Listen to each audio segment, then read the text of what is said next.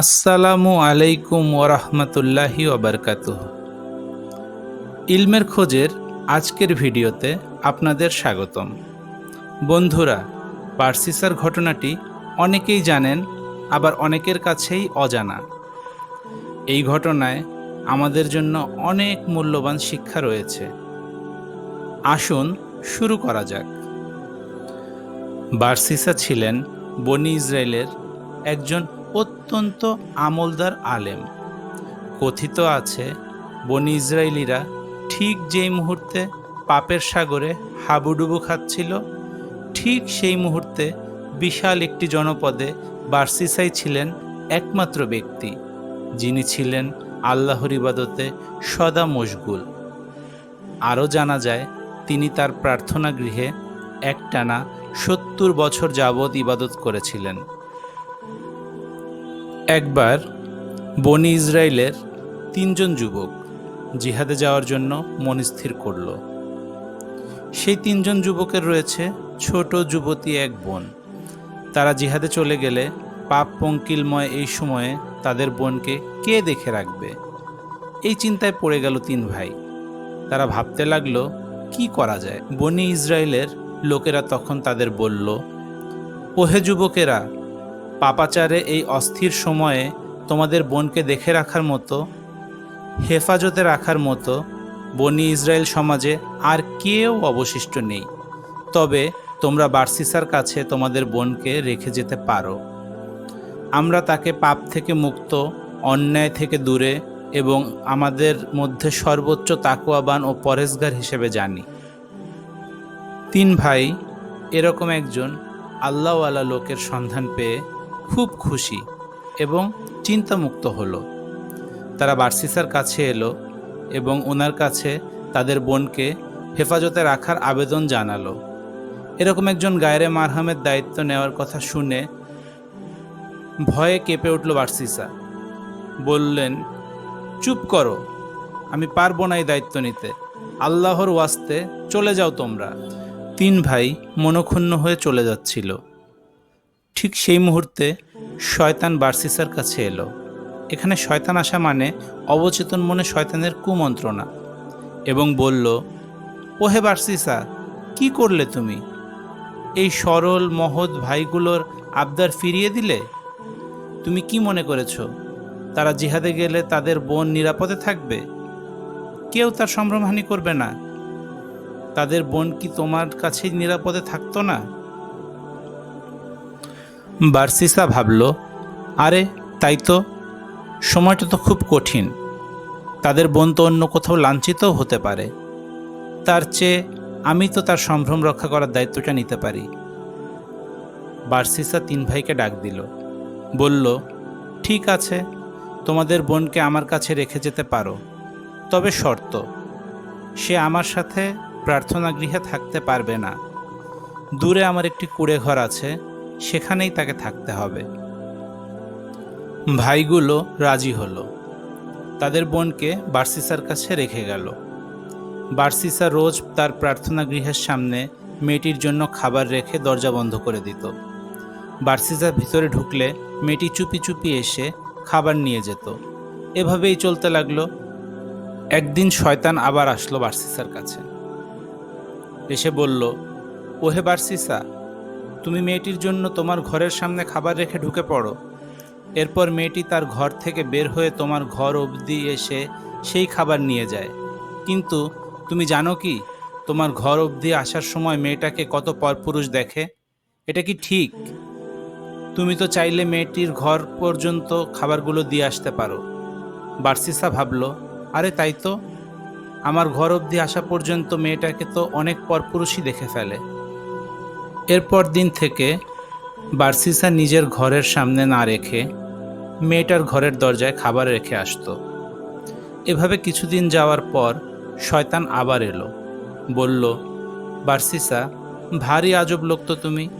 তার ঘর অবধি যাও, কিন্তু তার সাথে দু একটা কথা বললেই তো পারো। বেচারি ভাইদের অনুপস্থিতিতে কত নিঃসঙ্গ জীবনী না পার করছে। বার্সিসা ভাবল, ঠিক তো, তার সাথে অল্প আলাপ করতে তো দোষ নেই। এরপর থেকে বার্সিসা ঘরের সামনে খাবার না রেখে খাবার নিয়ে সোজা ঘরে ঢুকত এবং মেয়েটার সাথে কিছুক্ষণ আলাপ করত। এভাবে আস্তে আস্তে তাদের খুচরো আলাপগুলো দীর্ঘ আলাপে পরিণত হয় এবং এক পর্যায়ে বার্সিসা মেয়েটির প্রতি আসক্ত হয়ে পড়ে। বার্সিসা মেয়েটির সাথে শারীরিক সম্পর্কে জড়িয়ে পড়ে আর মেয়েটা গর্ভবতী হয়ে পড়ে। বার্সিসা তার অপরাধ টের পেল। সে ভাবল, হায়, আমি কি করলাম? তার ভাইয়েরা এসে এই অবস্থা দেখলে তো আমাকে মেরেই ফেলবে। বার্সিসা ভাবল সে তার ঔরসজাত সন্তানটিকে মেরে পুঁতে ফেলবে। কিন্তু মেয়েটা যদি বলে দেয় সব? শয়তান আবার এসে তাকে বুদ্ধি দিল। বলল, বার্সিসা, বাঁচতে চাইলে মেয়েটিকে মেরে পুঁতে ফেলো। বার্সিসা তাই করল। মেয়েটাকে এবং তার অবৈধ সন্তানটিকে মেরে সে ঘরের মেঝে খুঁড়ে তাতে পুঁতে রাখল আর উঠোনের একপাশে কবরের মতো উঁচু করে একটা ঢিবি করে রাখল। মেয়েটির ভাইয়েরা যখন ফিরে তাদের বোনের খোঁজ নিতে আসলো, বার্সিসা জানালো যে তারা চলে যাবার পর তাদের বোন এক দুরারোগ্য রোগে আক্রান্ত হয়ে মারা যায়। বার্সিসা উঠোনের পাশে ডিবিটা দেখিয়ে বলল, ওই যে তার কবর। মেয়েটির ভাইয়েরা বার্সিসাকে বিশ্বাস করল, যেহেতু সে পরহেজগার ছিল। তারা কান্নাকাটি করে চলে গেল। রাতে মেয়েটির এক ভাইকে স্বপ্নে শয়তান বলল, শোনো, তোমার বোন কোনো প্রকার রোগে মারা যায়নি। তোমরা চলে যাবার পর বার্সিসা তোমার বোনের সাথে অপকর্ম করে ফেলে। তোমাদের ক্রোধ থেকে বাঁচতে সে তোমাদের বোনকে খুন করে ঘরের মেঝেতে পুঁতে রেখেছে। বিশ্বাস না হয়তো গিয়ে দেখো। সকালে উঠে মেয়েটার ভাই স্বপ্নের কথা অন্য দুই ভাইকে জানালো। তারা খুব অবাক হলো শুনে, কারণ ঠিক একই স্বপ্ন অন্য দুজনও দেখেছে। তারা ধরে নিল তাহলে এটা নিছক কোনো স্বপ্ন নয়। তারা বার্সিসার দেখানো কবরটা খুঁড়ল, কিন্তু কিছুই পেল না তাতে। এরপর তার ঘরের মেঝে খুঁড়ে দেখে সেখানে তাদের বোনের লাশ। তারা রাগে ক্রোধে বার্সিসাকে টানতে টানতে বিচারকের দরবারে নিয়ে যেতে লাগলো। এবার বার্সিসার মৃত্যুদণ্ড নিশ্চিত। পথিমধ্যে শয়তান বার্সিসার সামনে আবার হাজির হলো, এক বৃদ্ধ লোকের অবয়ব ধরে। বলল, বার্সিসা, আমাকে চিনতে পারছো? আমিই শয়তান। আমি তোমাকে কুমন্ত্রণা দিয়ে এসব করিয়েছি, আর আজ আমি একমাত্র তোমাকে এই শাস্তির হাত থেকে বাঁচাতে পারি। বার্সিসা কান্না করতে করতে বলল, দয়া করে আমাকে বাঁচাও। শয়তান বলল, বাঁচাতে পারি এক শর্তে, আমাকে সেজদা করো, আমি তোমাকে রক্ষা করব।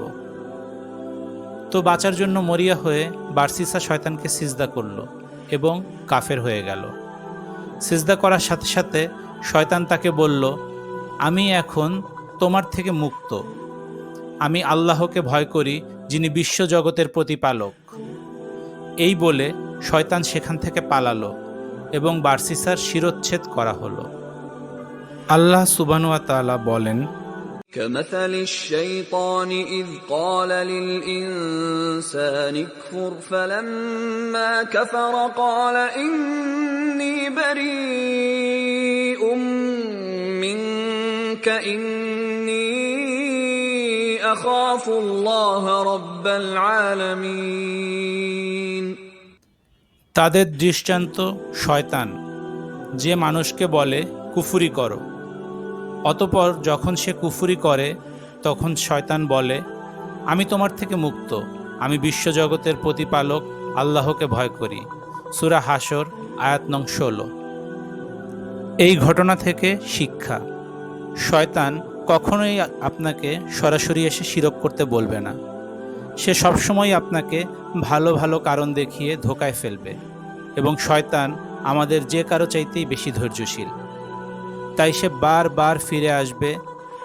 কাজেই আমরা সবসময় আল্লাহর কাছে আশ্রয় চাইব শয়তানের কুমন্ত্রণা থেকে রক্ষা পাওয়ার জন্য। কখনোই ভাববেন না যে আপনার অনেক জ্ঞান আছে, বিচার বুদ্ধি আছে। শয়তান কিছুতেই আপনাকে ধোকায় ফেলতে পারবে না। বরং প্রকৃত জ্ঞানীরা শয়তানের ফাঁদে পড়ার ভয় সবচাইতে বেশি করে। এই কারণেই আপনি দেখবেন আলেমদের তাকওয়া সবচাইতে বেশি। বন্ধুরা, কাহিনীটা নিয়ে একটু চিন্তা করুন। শয়তান যদি প্রথমেই এসে বার্সিসাকে বলতো, আমাকে সিজদা করো, বার্সিসা কখনোই তা করতো না। কিন্তু শয়তান তার পরিকল্পনা মাফিক ধীরে ধীরে একটার পর একটা ছোট ছোট ধাপে বার্সিসাকে দিয়ে ভুল করিয়ে অবশেষে তাকে এমনভাবে ধ্বংস করে দেয় যে জীবন রক্ষার তাগিদে সে অবশেষে শিরক করে ফেলে, যে পাপ আল্লাহ কিছুতেই ক্ষমা করবেন না। শেষ কথা, আল্লাহ যা করতে নিষেধ করেছেন তা থেকে আমরা বিরত থাকব। নিজে থেকে যুক্তি দেওয়ার চেষ্টা করব না যে এটা করলে কি হয়, এ আর এমন কি, আল্লাহ নিষেধ করলে কি হবে, দেখতে তো মনে হয় এটা একটা ভালো কাজ, এটা তো ছোট একটা পাপ। না, আল্লাহর যে কোনো অবাধ্যতাই পাপের পথে নিয়ে যায়। আপাত দৃষ্টিতে পাপটা যত ছোটই হোক না কেন, ছোট পাপই বড় পাপের দিকে টানে, আর বড় পাপ টানে কুফরির দিকে। বন্ধুরা, যদি এই ভিডিওটি আপনাদের ভালো লেগে থাকে তাহলে লাইক, শেয়ার এবং সাবস্ক্রাইব করতে ভুলবেন না। ধন্যবাদ সবাইকে।